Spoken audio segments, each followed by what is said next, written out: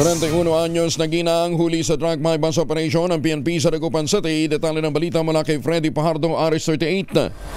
Masantos siya kabasanid si Kamin sa ating mga kababayan dyan po sa Pangasinan, Freddy.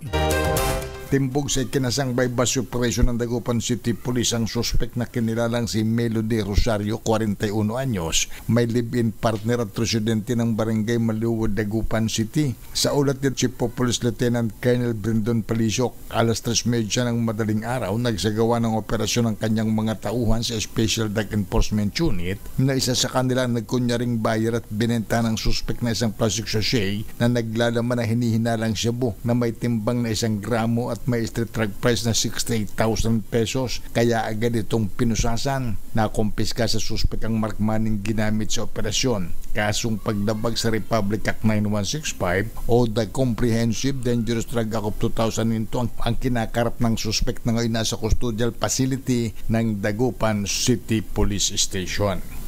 Ito si Freddy Pajardo, Aris 38, nag-uulat para sa DCRH, una sa Pilipinas, una sa Pilipino. Maraming salamat, Freddy.